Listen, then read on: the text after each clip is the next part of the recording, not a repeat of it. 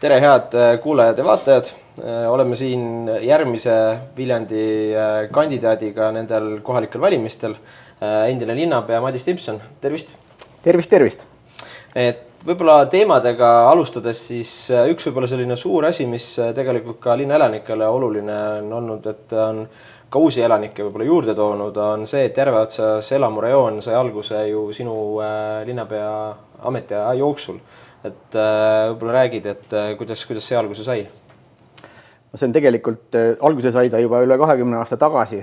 Et ma olin värskelt ülikooli lõpetanud jurist, tulin Viljandi linnavalitsusse tööle ja juba siis räägiti, et peaks selle Järveotsaga midagi pihta hakkama. Aasta oli 2001.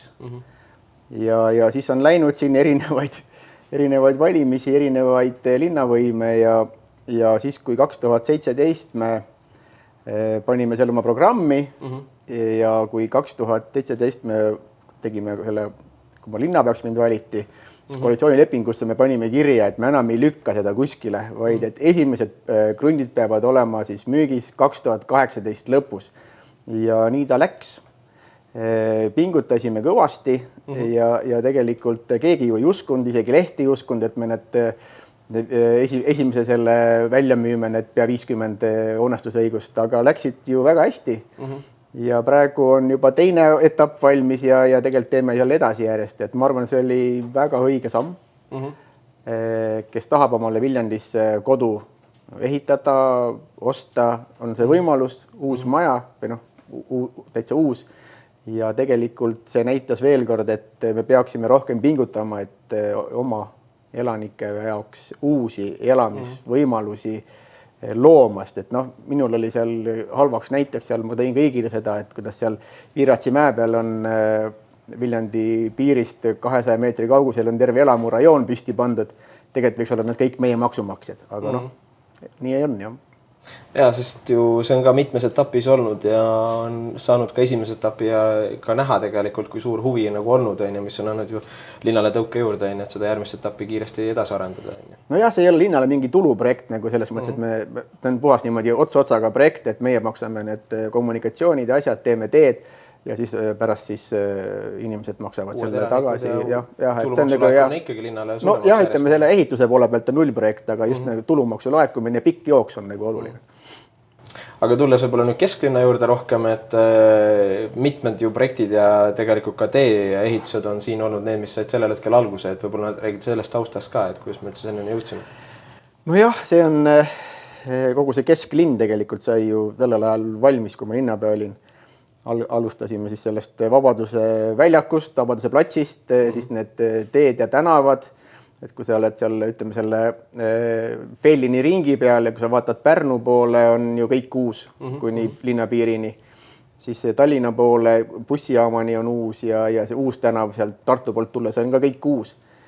Ja tegelikult see, kui praegu vaatad, ma käin iga nädal ikka poisiga, käime seal jalutamas, tundub täiesti normaalne, aga ma ei tea, kas sina mäletad, et milline kaklus oli, et kuidas sõiduteed lähevad nii kitsaks, et bussid ei mahu üksteisest mööda, jube paanika, siis ajasime 2 sõidubussi üksteise kõrvale, mahtusid küll mööda, inimesed nägid, aga mis tollel hetkel tundus täiesti arusaamatu, on tänapäeval normaalsus, et oleks nagu rohkem seda rattaruumi, jalakäijate ruumi ja autod ei pea sõitma mingil suurel magistraalil. Jah, täidab seda linna ikkagi kõikide ühiskonnagruppide jaoks. Ja ütleme tegelikult, kui me seda mul praegu tuli meelde, et koroona hakkas ju pihta. Me sõlmisime selle lepingu ära, koroona aeg oli ja töö pidi lahti minema just järgmine päev, kus valitsus kuulutas välja selle eriolukorra. Ja siis mitmed ettevõtjad ütlesid mulle, kuule, et lõpeta see leping ära, et teeme uue hanke ja et saab odavamalt. Aga mulle ei meeldi niimoodi nipitada. Ja ütlesin ei, et las ta olla, et käed on löödud ja läheb edasi. Ehitajatel oli väga hea meel rahulikku ehitada. Tegelikult, mis välja tuli pärast, et hinnad hoopis ju tõusid 20-30% ja me saime tegelikult selle väga-väga hea hinnaga kätte, kogu selle kesklinna ja midagi seal häbenema ei pea, et tegelikult kõik tegid oma tööd väga hästi. Kui kesklinnast juba rääkides, siis ka suur oluline nähtav asi on ju Vabadus samas, mis seal valmis sai, et mis selle tegelikult taustallugu on, et me üldse selleni nagu jõudsime? noh, see taustalugu on see, et ju seda, noh, kõigil oli meeles see, et see Vabaduse sammas ja piltide pealt on nähtud ja siis, kui me hakkasime selle Vabaduse väljakut uueks tegema ja siis me ju ostsime selle, noh, seal oli ametite maja või see parteimaja seal vanasti oli seal ja see oli parteimajale ehitatud ju selle samba peale, me sinna, noh, selle koha peale. Ja siis, kui me selle saime riigi käest omale, selle maja, noh, seal oli ju tegelikult ülemine korrus oli eraomandis. Ja siis me otsisime ju selle kompromissi eraomanikuga, pakkusime talle ühte teist asja ja lõpuks saime ikkagi diili tehtud. Tegime selle, lammutasime maha ja sel momendil oli olemas ju ka see kesklinna arhitektuurikonkurss, see, noh, see väljakuse konkursitöö. Seal oli millegipärast see sammas pandud kuskile tahapoole.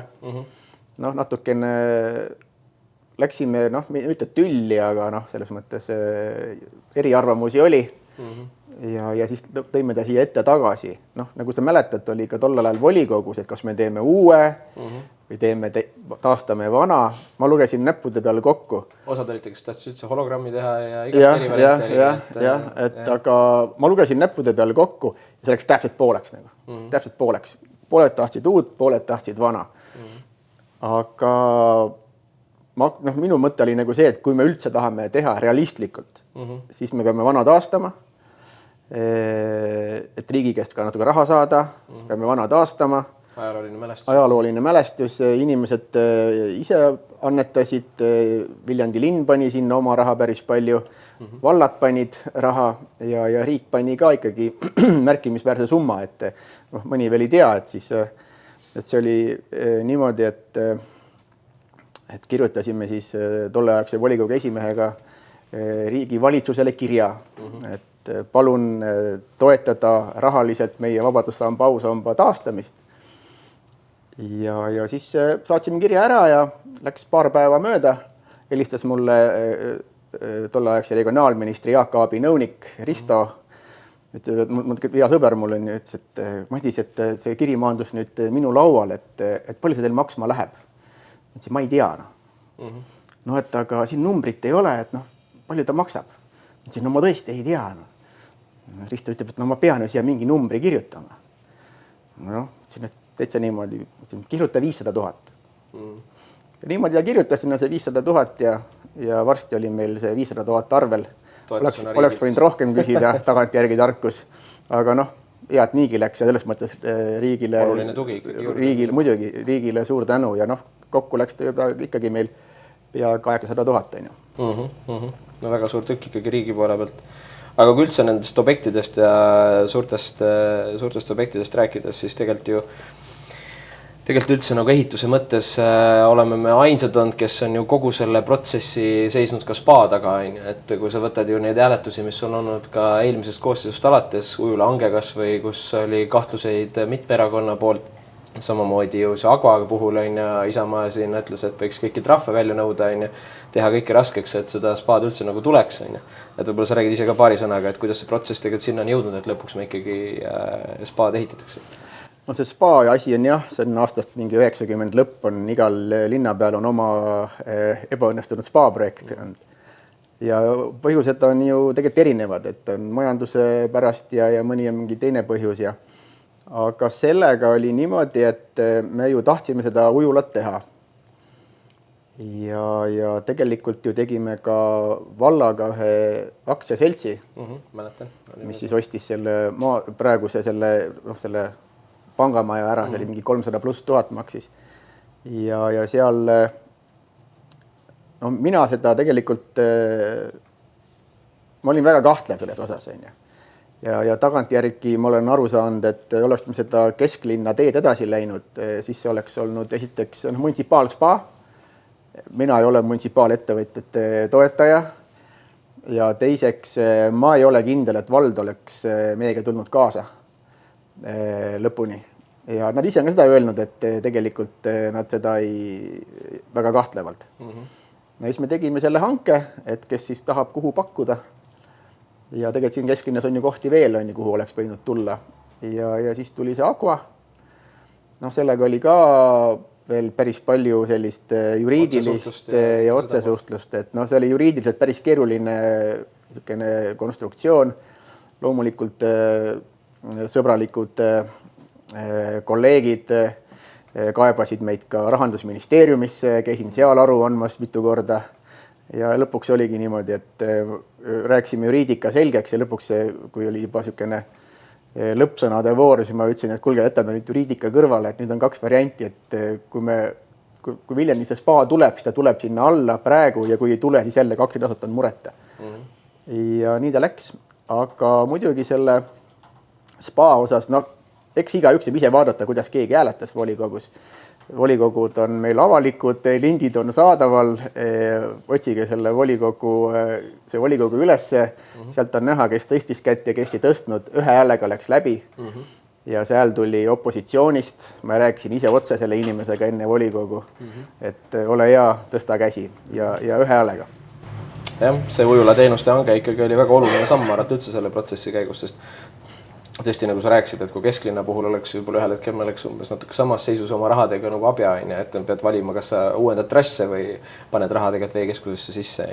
No ma ütlen, et ma ei ole munitsipaalspaade entusiast, et see on küll tore linti lõigata, aga tegelikult pikas jooksus erasektor teeb seda kindlalt efektiivsemalt, pluss veel see, kus me praegu saame sinna hotellitoad, 100+ töökohta, et see on tegelikult vääris küünlaid küll, et muidugi vahepeal oli raske küll.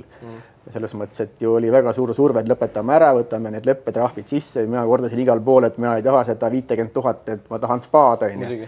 Ja tegelikult müts maha Ramon Kusma ees, kes ka ja vahepeal istusime 2 seal Viljandi restoranis ja ikka mast oli päris maas, aga ikkagi mõtlesime, et peame pingutama, muu ei aita.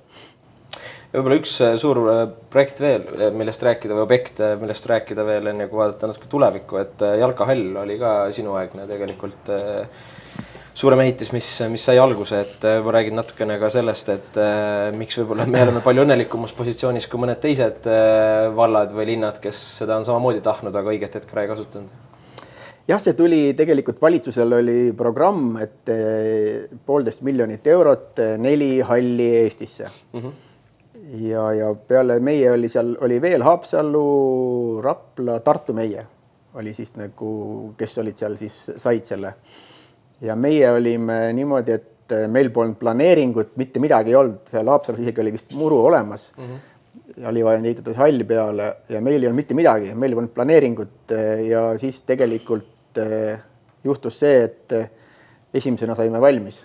Niimoodi, et muidugi õppetund on see, et ta sai peale valimisi valmis niimoodi, et ei saanud enne valimisi rinti lõigata, aga see selleks. Et aga esimesena sai valmis, läks 3 miljonit maksma, praegu maksab samasugune hall umbes 6, et elu läheb edasi. Ja tegelikult, meil on ta ju veel see jooksurada on ka seal ümber, et see oli minu isiklik nõudmine või soov, et mida Jalkaliit tegelikult ka toetas. Et ei ole ainult mingi jalka, vaid on niisugune, saab ka seal joosta, et piltlikult öeldes paned poisi või lapse trenni ja ise lähed jooksed seal talvel, et teed omale endale. Või ka kooli kõrvalt tegelikult saab kasutada. Jah, et tegelikult ma arvan, et see jalkahall oli nagu õige asi, kahju muidugi, et praegu Viljani tulevikul väga hästi ei lähe, aga küll hakkab varsti minema paremini. Tuleviku jaoks, jah. Õige. Aga kui sa nüüd vaatad edasi järgmise 4 aasta peale, et mis need põhilised suunad ja prioriteedid peaks olema, kus linn panustaks või milliseid eelistusi või valikuid teeks?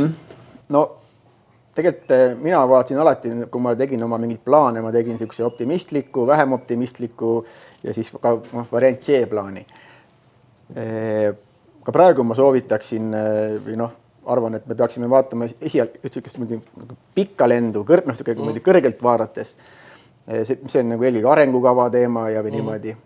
Ja siis peaks olema need lühikesed jooksud ka. Et kui ma praegu ma näiteks hästi palju käin järve ääres lapsega, et see rand, selle võiks kuidagi võtta niimoodi luubi alla.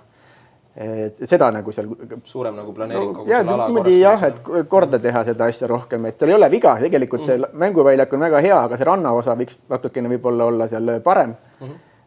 Siis loomulikult elamuehitus, järve otsa tuleb edasi teha ja ka kesklinnas võimalikult palju tihendada neid asju.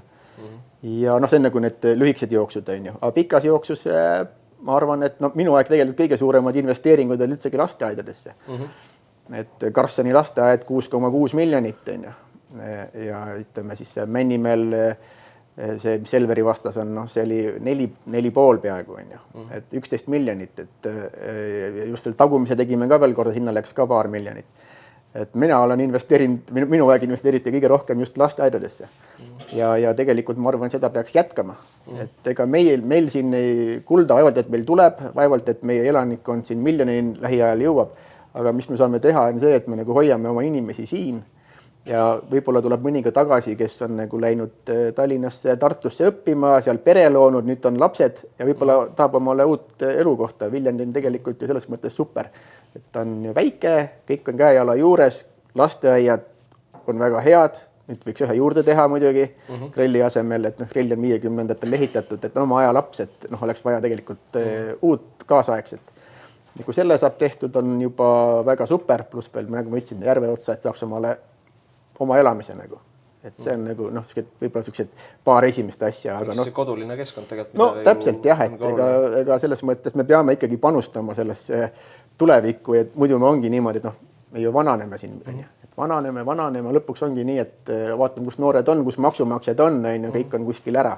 Et me peame nui neljaks sellega edasi panema. Väga head sõnumid, nii et aitäh sulle, Madis, nii et üleskutse kindlasti kõigile tulla valimistel osalema ja järgmiste kandidaatideni. Kuule, aitäh sulle!